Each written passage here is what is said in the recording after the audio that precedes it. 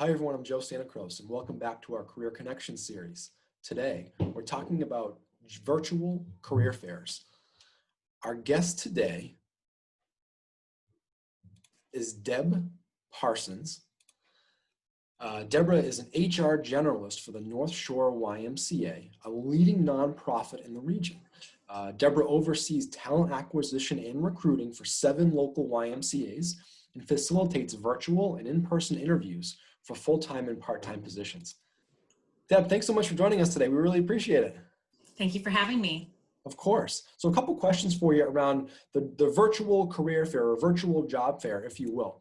First one is this: what advice can you provide students on how to prepare for this type of event? I think it's really important for students to be prepared to talk about themselves.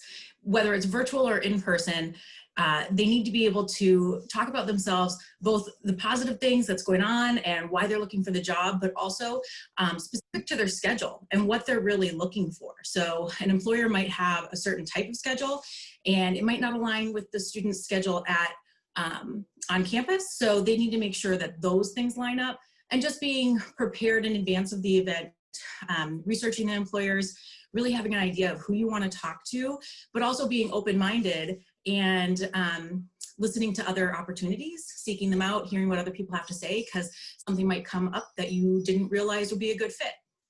Sure, absolutely. From the recruiting perspective, do your expectations of potential candidates change because the event is virtual? How does that work for you? No, I don't think they really relatively change. It's the expectations are similar. A strong candidate is prepared. They come in on time. They stay engaged. They, speak and they know what their schedule is. They talk about the things that are important to them and what they're looking for in a job, and they stay connected. They have a cordial interaction with the interviewer, and they stay engaged and connected after the event takes place. Okay. Last question for you. Anything that you would say is on the do not list, meaning like something that a student should not do as part of a virtual event?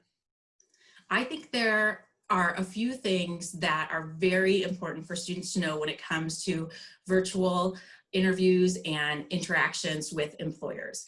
And a lot of those things are probably similar to in-person interviews, but they just relate to our virtual world. So one is just making sure that the setting is appropriate for meeting an employer that you're ready to interview. So maybe the background is pretty plain, maybe not some big posters, or make sure there's no distractions, your pet, your roommate, your cell phone. Make sure you're fully focused on what's going on.